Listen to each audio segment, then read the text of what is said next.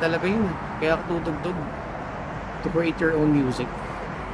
Hindi tumugtog ng ano, ng music ng ibang tao.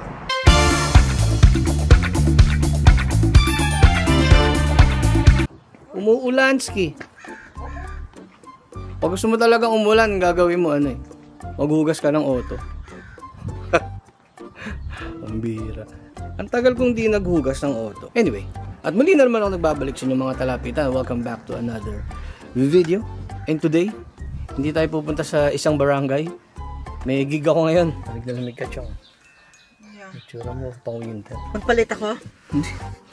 Yan yung trip mong suot. Yan yung trip yan eh, di ba? Today, meron akong gig.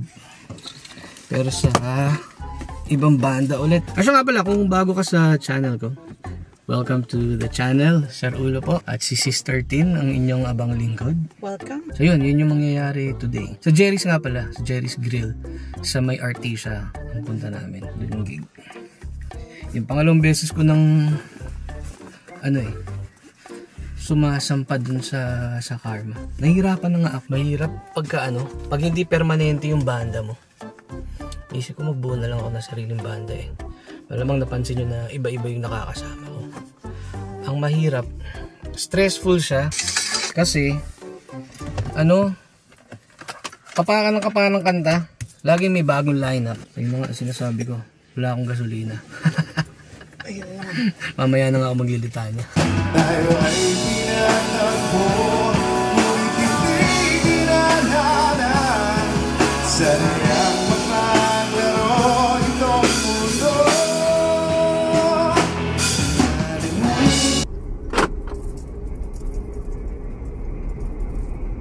So yun nga, yung sinasabi ko kanina. Ayun, iniisip ko nga, kung magbubuo ako ng sarili ko na lang banda, or titigilan ko ito. Ang hirap din kasi ano eh, bubuhat ka, diba, dami kong gamit eh. Ako yung may pinakamaraming, drummer yung pinakamaraming gamit. Tapos ano, pagdating mo doon, syempre hindi ka naman makakareklamo doon sa tutugtugin mo, diba? Kasi kinuha ka lang naman. So mahirap din. Umaga parang ano eh, nakikilaro ka lang. Hindi ka pwedeng point guard. Eh sanay pa naman ako na ako yung point guard. So very understandable naman. Yun na nga, so minsan okay lang din yung mapagod kayo, pero siyempre gusto mo rin naman yung kahit paano may say ka dun sa banda, diba? Tsaka hindi nakaka-stress yung iba-ibang genre. Sipin mo buong lineup kakabain mo. Tapos susunod na tugtugan, iba na naman kasama mo. Panibagong kapaan na naman mo. Tapos pag umikot yung ano, yung banda, pag sasampahan mo na sila ulit, syempre nakalimutan mo din mga kanta. Dito pa naman hindi uso yung ano, ensayo. Hindi nag-i-ensayo mga banda dito eh. Ako kailangan ko nag-i-ensayo. Medyo hindi ganun katinik na yung ano, yung comprehension ko pagkapaan. Nabibingi na ako.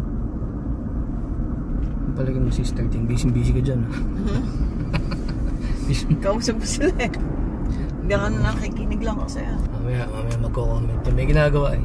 Usually pag naglilitanya ako, hindi ah, kung ano na lang sinasabi sa background. Kaya minsan di na ako nagmo-monologue. Isang oras yung biyahe papunta doon. Traffic.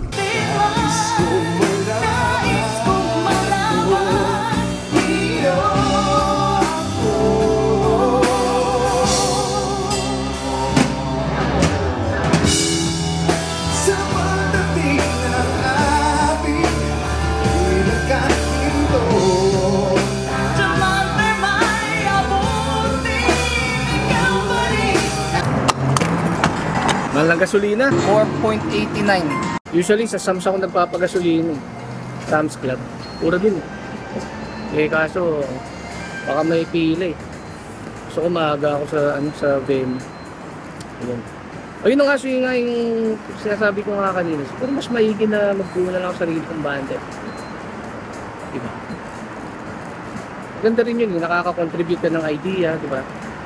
Okay naman yung mga nakakasama ko, syempre. I get to make friends, diba? Dami ko lang mga friends eh. Dahil sa pagtugtog eh. Kasi may ibang genre, tugtugan. Maganda yung experience. Pero syempre at the end of the day, may mga ideas ka rin na gusto mong gawin para dun sa banda. Syempre di mo magagawa yun. Pumunta ka sa sa bahay ng may bahay, di ba? Di mo na pwedeng galawin yung gamit nila, di ba? Oh, yung gusto nilang ayos eh. Di ba? Galit kasi siya sa siko. Tignan mo naman kasi. Puti daw. Para at least kahit pa paano merong maputi sa katawan ko. Ay, ba't kailangan mong pisilin yung kamay ko? Sorry.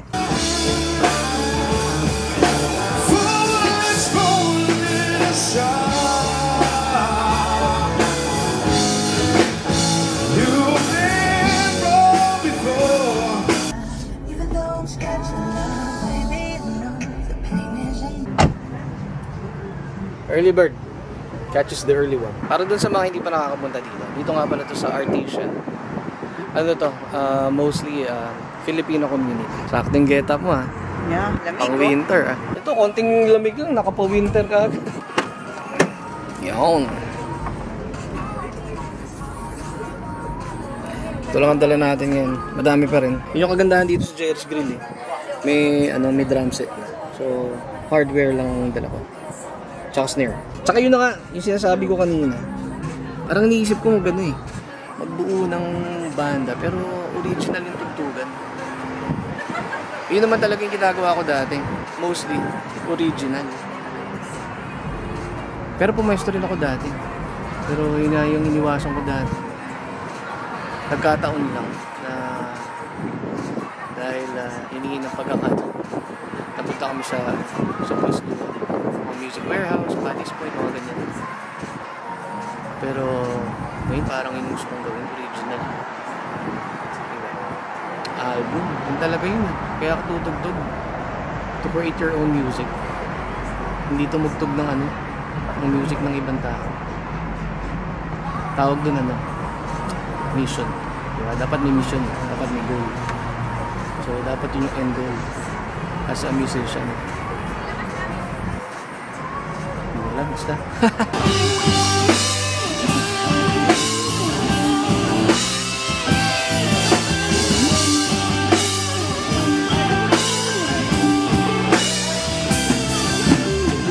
Kagandahan dito may drums na, di ba? So ngayon dapat pala hindi ko na binaba lahat ng hardware dahil may mga cymbal stand na. So kailangan ko lang pedal, snare, isang stand, saka upuan. Ang konti-konti nang isi-setup, hindi ko maintindihan kung anong uunahin ko. Naguguluhan yung utak ko, natuturete ako. Parang gulo-gulo. May batsa dito, may baso, may upuan, bogsa. Pero ito yung tsura ng Jerry's. Habang maaga pa, mamaya puno lahat yan.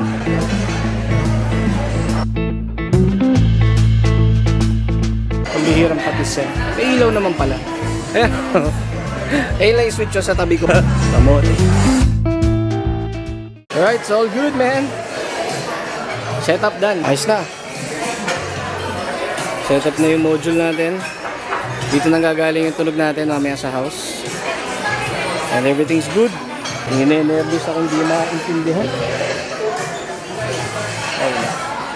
Alanganin kasi ako sa mga kanta. Yun ang kagaya nga sabi ko dito. Kasi kapa ako ng kapa. Tapos syempre hindi ko naman makakapa ng sipradong-siprado. Tapos pagkatapos itong gig na to, may gig ulit ako sa 31. Ibang lineup na naman, so panibagong kapaan na naman.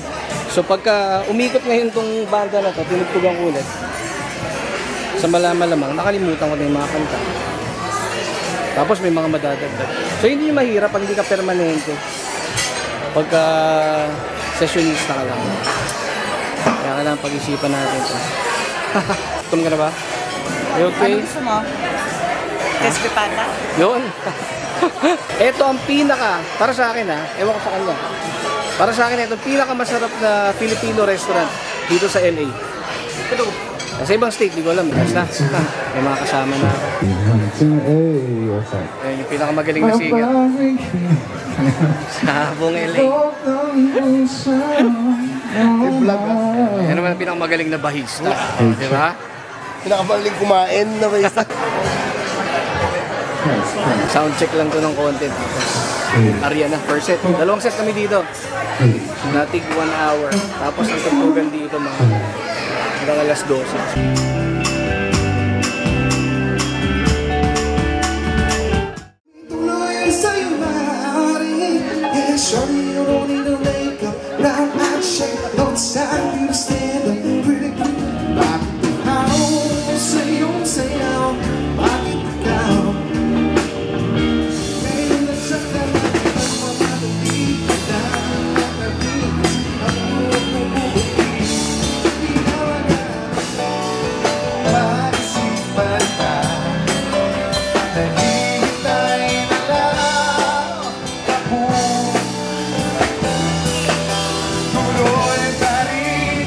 Yan o, maubos na yung battery. That's all folks.